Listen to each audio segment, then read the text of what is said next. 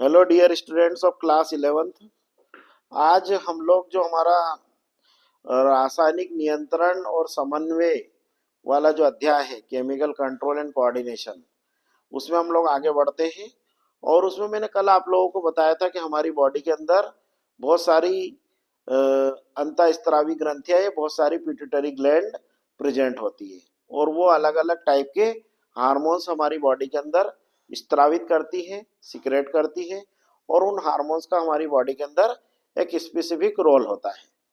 अब इन ग्लैंड्स को हम लोगों को कल मैंने आपको एक्सोक्राइन एंडोक्राइन ग्लैंड में क्या अंतर होता है और हमारी बॉडी के अंदर कौन कौन सी एंडोक्राइन ग्लैंड है उनके बारे में मैंने कल आपको डिटेल से समझाया था। अब हम इन एंडोक्राइन ग्लैंड्स को एक एक करके फुल डिटेल से स्टडी करेंगे। तो आज हम लोग स्टार्ट कर रहे हैं जो सबसे इम्पोर्टेंट ग्लैंड। ऐसे तो सभी ग्लैंड का अपना यूनिक इम्पोर्टेंस है, ठीक है, बट जो एग्जामिनेशन के अंदर भी सबसे ज्यादा पूछी जाती है और जिसका हमारे पूरे एंडोक्राइन सिस्टम पर, मतलब हमारे पूरा अंतःस्रावी तंत्र पर जिसका रेगुलेटिंग इफेक्ट है, उस ग्लैंड को हम आज से स्टार्ट कर रहे हैं।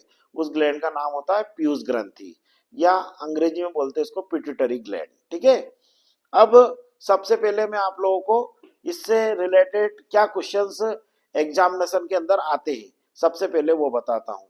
सबसे पहले तो ये क्वेश्चन आता है कि किस ग्रंथि को हमारे शरीर की मास्टर अंतःस्रावी ग्रंथि कहते हैं, है ना। Which endocrine gland is considered as a master endocrine gland of human body, ठीक है ना। तो इसका आंसर हो जाएगा आपका पीयूष ग्रंथि या पिट्यूटरी ग्लैंड, ठीक है।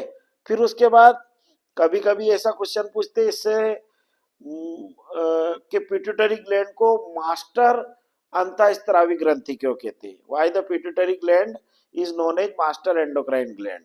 तो इसका राइट आंसर, थोड़ा सा इसमें आप लोग को 3-4 लाइन का आंसर लिखना पड़ेगा। पिट्यूटरी ग्लैंड जो रहती ना, वो हमारे शरीर की जितनी भी अंतःस्रावी ग्रंथि होती है, मतलब जितनी भी almost all endocrine glands of our body are regulated by this pituitary gland. मतलब इस ग्रंथि के द्वारा जितने भी हार्मोन्स निकलते हैं उनमें से मोस्ट ऑफ हार्मोन्स दूसरी एंडोक्राइन ग्लैंड के द्वारा सिक्रेट होने वाले या स्त्रावित होने वाले हार्मोन्स के स्त्रावण का नियंत्रण और समन्वय करते हैं। चूंकि यह ग्रंथि समस्त अंतःस्रावी ग्रंथियों के स्त्रावण का नियंत्रण करती है, इसलिए इसे हमारे शरीर की मास्टर अंतःस्रावी ग्रंथि कहते हैं, ठीक है ना। अब इसी को अगर मान के चलो इंग्लिश मीडियम के स्टूडेंट लिखेंगे तो कैसे लिखेंगे, the pituitary gland has regulatory effect on almost all endocrine glands of human body. That is why pituitary gland is considered as a master endocrine gland of our body.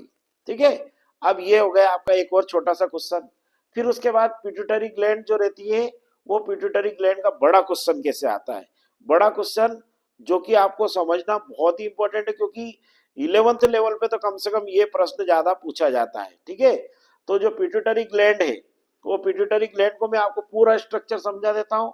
पूरा उसका कितने part होते हैं, उनके द्वारा कौन कौन से हार्मोन सिक्रेट होते हैं, वो सारे मैं आपको समझा देता हूँ।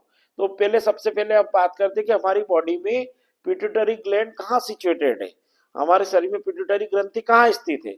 हमारे शरीर में पिट्यूटरी ग्लैंड जो रहती है वो हमारे ब्रेन में स्थित है। हमारा जो मस्तिष्क है, हमारा मस्तिष्क जो हमारा फोर ब्रेन होता है, हमारा जो अग्र मस्तिष्क होता है, उसका एक भाग होता है हाइपोथैलेमस, ठीक है ना। उस हाइपोथैलेमस में ये ग्लैंड एक स्ट्रक्चर के द्वारा जुड़ी हुई रहती है। उस स्ट्रक्चर का नाम होता है इनफंडिबुलम। इनफंडिबुलम से ये ग्लैंड हाइपोथैलेमस के अंदर इस टाइप से हैंग्ड रहती है, मतलब लटकी हुई रहती है। और इसका जो साइज है वो मटर के दाने के बराबर होता है। It is P seed shaped endocrine gland. और इसका लगभग जो मनुष्य का जो नर होता है मेल, उसके अंदर इसका 0.5 ग्राम लगभग वजन होता है। It is somewhat higher weight in females, मतलब जो मनुष्य की जो मादा होती है उसके अंदर पिट्यूटरी ग्लैंड का वजन नर की तुलना में थोड़ा सा ज्यादा होता है। उसका कारण क्या रहता है, उसका कारण ये है कि जो फीमेल रहती है उसके अंदर ये एंडोक्राइन ग्लैंड एक दो हार्मोन्स ज्यादा सिक्रेट करती है मेल की तुलना में। मतलब फीमेल के अंदर दो तीन हार्मोन ज्यादा रिलीज होते हैं, किसके द्वारा? पिट्यूटरी ग्लैंड के द्वारा। वो हार्मोन्स मेल की बॉडी के अंदर सिक्रेट नहीं होते। वो कौन कौन से हार्मोन होते हैं वो मैं अभी आपको बताऊंगा, ठीक है। फिर अपन बात करते हैं पिट्यूटरी ग्लैंड के पार्ट। तो जितने पिट्यूटरी ग्लैंड रहती ना हमारी, उस पिट्यूटरी ग्लैंड को तीन लोब में बांटा गया है। एक होता उसका अग्र लोब, एक होता मध्य लोब और एक होता पश्च लोब। अंग्रेजी में बोलते हैं एंटीरियर लोब, इंटरमीडिएट लोब और पोस्टीरियर लोब। जो इसका अग्र और मध्य लोब होता है, मतलब एंटीरियर और इंटरमीडिएट लोब होता है, इसको हम लोग एडिनो हाइपोफाइसिस कहते हैं। क्या कहते हैं इसको? Adeno hypophysis.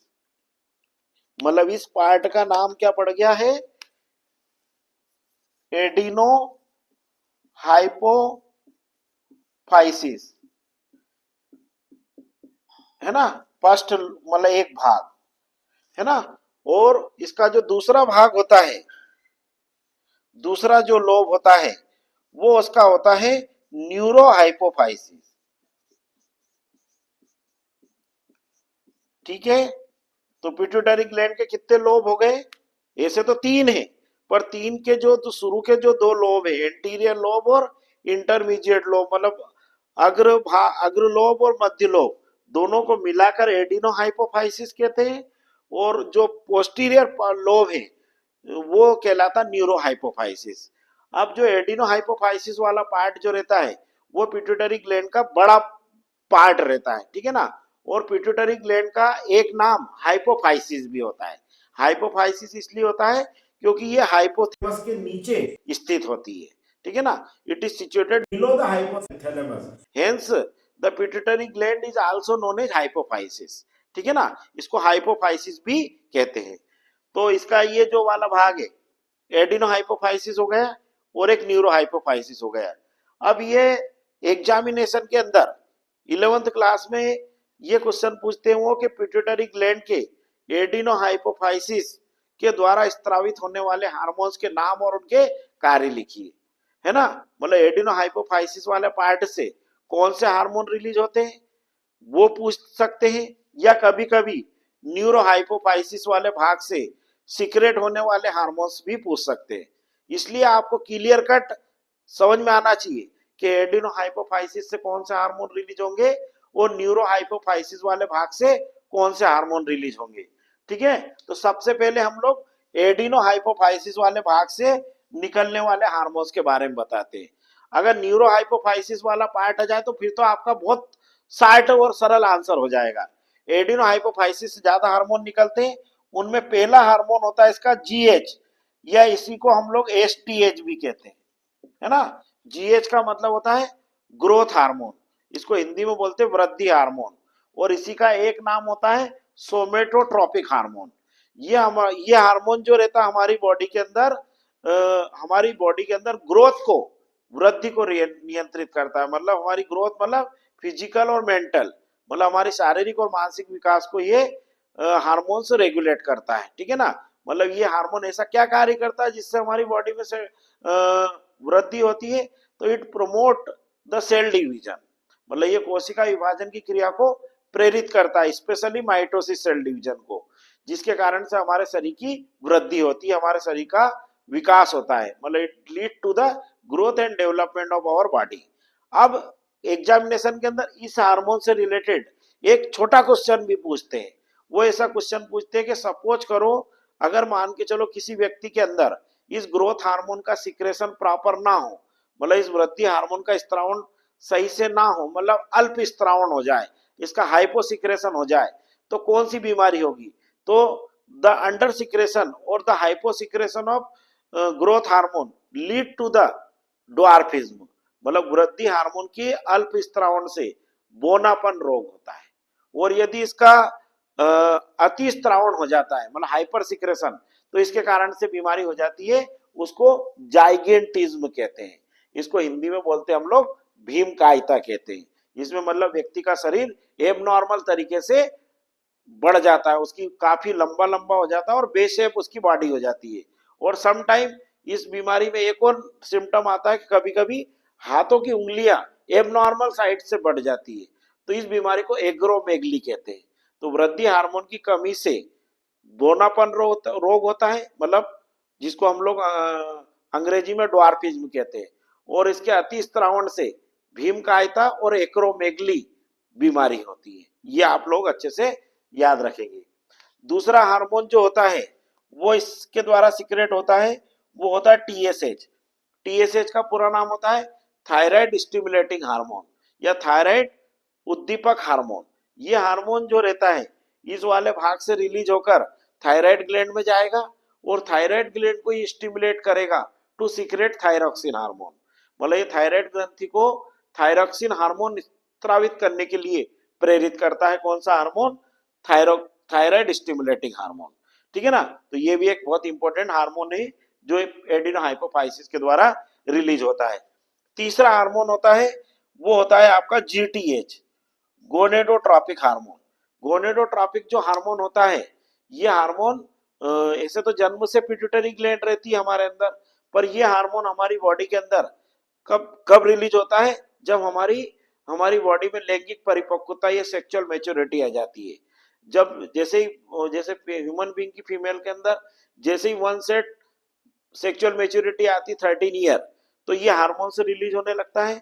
और अमंग द बॉयज मतलब लड़कों में 14 से 15 साल की एज के बाद ये हार्मोन निकलता है और ये हार्मोन सीधे पिट्यूटरी ग्लैंड से निकलकर फीमेल के अंदर ओवरी में जाता है और मेल के अंदर टेस्टिस में जाता है। मतलब लड़कियों में अंडाशय में जाएगा और लड़कों में वृषण में जाएगा और वहां पर जाकर ये शुक्राणु जनन और अंडाणु जनन की क्रिया को प्रेरित करेगा। मतलब it stimulate the process of spermatogenesis and oogenesis। इस जीटीएच हार्मोन के दो फार्म होते हैं, मतलब इसके दो रूप होते हैं। एक होता है एफएसएच जिसको हम लोग फॉलिकल स्टिमुलेटिंग हार्मोन कहते हैं, और एक होता है luteinizing hormone. Follicle stimulating hormone और ल्यूटिनाइजिंग हार्मोन दोनों हमारी बॉडी के अंदर गेमेटोजेनेसिस की प्रोसेस में बहुत इंपॉर्टेंट भूमिका निभाते हैं। एफएसएच हार्मोन का पूरा नाम होता है फॉलिकल स्टिमुलेटिंग हार्मोन और एलएच का ल्यूटिनाइजिंग हार्मोन होता है। और मेल के अंदर एलएच को आईसीएसएच भी कहते हैं, इंटरस्टिशियल सेल स्टिमुलेटिंग हार्मोन। ठीक है। तो ये हार्मोन भी हमारी बॉडी के अंदर सेक्सुअल मैच्योरिटी के लिए या लैंगिक परिपक्वता के लिए आवश्यक होता है।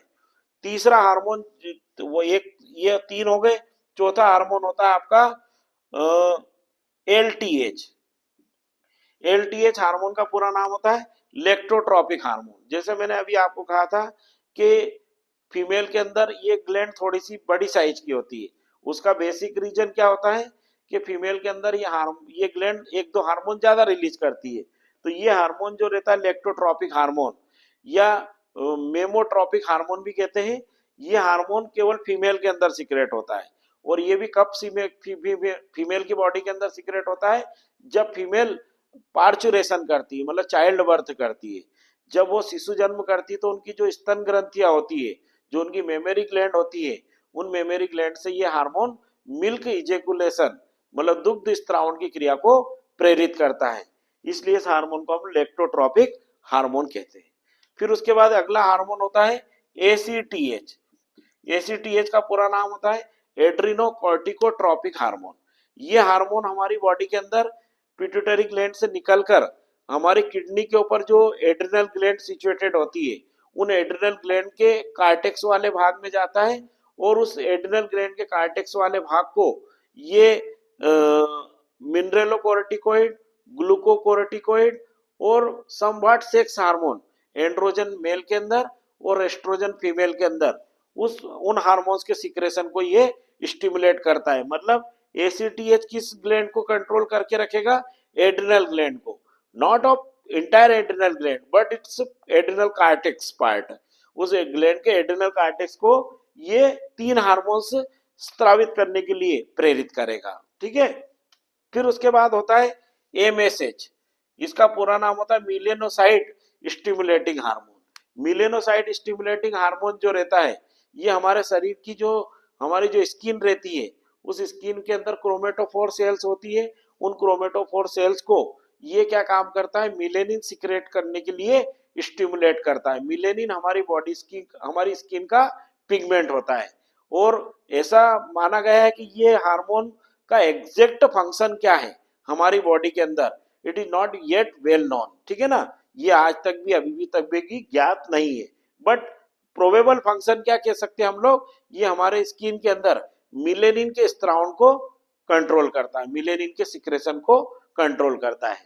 तो ये हार्मोन्स जितने भी थे, ये सारे हार्मोन इस एड्रिनल ग्लैंड के एडिनो हाइपोफाइसिस वाले भाग से निकलते हैं। कौन कौन से हार्मोन है, जीएच ग्रोथ हार्मोन, और इसी ग्रोथ हार्मोन का एक पूरा नाम होता है STH hormone, somatotropic hormone, thyroid stimulating hormone, gonadotropic hormone. Gonadotropic hormone के फिर दो फॉर्म होते हैं, एफएसएच और एलएच। एलएच को फीमेल के अंदर एलएच कहते हैं, और मेल के अंदर एलएच को आईसीएसएच कहते हैं, interstitial cell stimulating hormone. LTH hormone lactotropic hormone, adrenocorticotropic hormone, और मिलेनोसाइट स्टिमुलेटिंग हार्मोन। ये सारे हार्मोन्स हमारी बॉडी के अंदर पिट्यूटरी ग्लैंड के एडिनो हाइपोफाइसिस से रिलीज होते हैं। फिर हमारा जो पिट्यूटरी ग्लैंड का जो दूसरा भाग होता है, उससे केवल दो ही हार्मोन रिलीज होते हैं। उनमें मेल की बॉडी में तो केवल एक ही निकलता है, उस हार्मोन का नाम होता है एडीएच। इसको शॉर्टकट में एडीएच कहते हैं, और इसका पूरा नाम होता है एंटी डायूरेटिक हार्मोन। और इसी का एक नाम और भी होता है, इसको वेसोप्रेसिन भी कहते हैं। ये हार्मोन जो हमारी बॉडी के अंदर, हमारी बॉडी में जो किडनी रहती है, उस किडनी में यूरिन फॉर्मेशन मतलब मूत्र निर्माण की क्रिया को रेगुलेट करता है। मतलब इस हार्मोन की यदि हमारी बॉडी में कमी हो जाती है, तो हमारी बॉडी में एक बीमारी हो जाती है जिसको डायबिटीज मेलाइटस इंसिपिडस कहते हैं। डायबिटीज मेलाइटस तो इंसुलिन की कमी से होती है, डायबिटीज इंसिपिडस रोग हो जाता है। और ये हार्मोन हमारी बॉडी के लिए लाइफ सेविंग हार्मोन है, मतलब जीवन रक्षक हार्मोन है। ये हार्मोन अगर हमारी बॉडी के अंदर पिट्यूटरी ग्लैंड के द्वारा रिलीज नहीं होगा, तो हमारा जो किडनी के अंदर जो यूरिन फॉर्मेशन की जो प्रोसेस है, मतलब जो मूत्र निर्माण की क्रिया है, वो मूत्र निर्माण की क्रिया पूरी तरीके से डिस्टर्ब हो जाएगी, ठीक है ना। और ये हमारी बॉडी में जल का संरक्षण भी करता है, मतलब it also help in the conservation of water in our body, ठीक है ना। तो ये बहुत ही इंपॉर्टेंट हार्मोन है। और चूंकि ये हार्मोन हमारी बॉडी के अंदर केवल यूरिन फॉर्मेशन की प्रोसेस को ही रेगुलेट नहीं करता है, ये हमारी बॉडी के अंदर हमारी लाइफ के टेम्पो को बनाए रखता है, इसलिए इसको हम लोग लाइफ सेविंग हार्मोन भी कहते हैं। दूसरा हार्मोन जो होता है न्यूरोहाइपोफाइसिस के द्वारा रिलीज जो होता है, वो ऑक्सीटोसिन होता है। ऑक्सीटोसिन को पीटोसिन भी कहते हैं। ये जो हार्मोन होता है, ये केवल वुमेन्स के अंदर सिक्रेट होता है, फीमेल के अंदर सिक्रेट होता है। और वो भी कब सिक्रेट होता है, जब फीमेल का पूरा गेस्टेशन पीरियड, मतलब जब उसका गर्भावस्था काल होता है 9 माह 10 दिन का, जब वो पूर्ण हो जाता है और the female is about to deliver the child, जब स्त्री या महिला बच्चे का प्रसव करने वाली होती है, चाइल्ड बर्थ करने वाली होती है, या उसका पार्चुरेशन होने वाला होता है, उस समय ये हार्मोन रिलीज होता है। और इट कंट्रैक्ट द यूटेरस, मतलब ये गर्भाशय की को संकुचित करता है, जिसके कारण से बच्चा जो रहता है, जो बेबी रहता है, वो बेबी माँ की बॉडी से बहुत इजीली बॉडी से बाहर आ जाता है। तो it help in the parturition, मतलब ये शिशु जन्म की क्रिया में बहुत इंपॉर्टेंट भूमिका निभाता है। तो ये दोनों हार्मोन्स इस पिट्यूटरी ग्लैंड के न्यूरो हाइपोफाइसिस वाले भाग से रिलीज होते हैं। इन दोनों हार्मोन के नाम होते हैं एडीएच और ऑक्सीटोसिन। एडीएच का एक नाम होता है वेसोप्रेसिन, और ऑक्सीटोसिन, और इस ऑक्सीटोसिन का एक नाम होता है पीटोसिन। एडीएच का पूरा नाम होता है एंटी डायूरेटिक हार्मोन, ठीक है ना। तो इतने सारे हार्मोन्स हमारी बॉडी में पिट्यूटरी ग्लैंड रिलीज करती है, इसीलिए पिट्यूटरी ग्लैंड को हमारे शरीर की मास्टर एंडोक्राइन ग्लैंड कहते हैं, ठीक है। और इसमें से जो छोटे क्वेश्चन है वो मैंने बता ही दिया। ये वाला हार्मोन का बहुत इंपॉर्टेंट पूछते हैं क्वेश्चन, ये पूछते हैं वृद्धि हार्मोन की कमी से कौन सा रोग होता है, मतलब द अंडर सिक्रेशन या the hypo secretion of growth hormone lead to the disorder. तो इसका उत्तर हो जाएगा बोनापन या ड्वार्फिज्म। और यदि इसकी अधिकता हो जाती है, hyper secretion of growth hormone lead to the gigantism और एक्रोमेगली, ठीक है ना। तो ये आप लोगों को याद होना चाहिए, ठीक है ना। बहुत इंपॉर्टेंट ग्लैंड है ना, हमारी बॉडी का, मतलब जो मान के चलना ये एंडोक्राइन ऑर्केस्ट्रा है ये, मतलब पूरे एंडोक्राइन सिस्टम को ये समवट रेगुलेट होती है, रेगुलेट करती है। और it is also under the regulation of hypothalamus, hypothalamus से भी ये रेगुलेटेड होती है। इसलिए आजकल एंडोक्राइनोलॉजी को न्यूरो एंडोक्राइनोलॉजी भी कहते हैं। क्यों? क्योंकि हार्मोन्स का सिक्रेशन हमारे नर्वस सिस्टम के द्वारा भी रेगुलेटेड होता है। ठीक है ना, तो ये पिट्यूटरी ग्लैंड थी। अब इसका अगर ये एडिनोहाइपोफाइसिस वाला पार्ट का पूछे तो इतने सारे हार्मोन्स के नाम लिखना है और उनके एक एक दो दो फंक्शन है वो लिखना है। और अगर ये वाला पार्ट आ जाए न्यूरो हाइपोफाइसिस वाला तो केवल ये दो हार्मोन के नाम लिखना है और इन दोनों हार्मोन के फंक्शन लिखना है हमारी बॉडी के अंदर। ठीक है ना, तो आई थिंक आपको ये समझ में आया होगा। ज़्यादा से ज़्यादा लाइक करें, शेयर करें। Okay, all the best.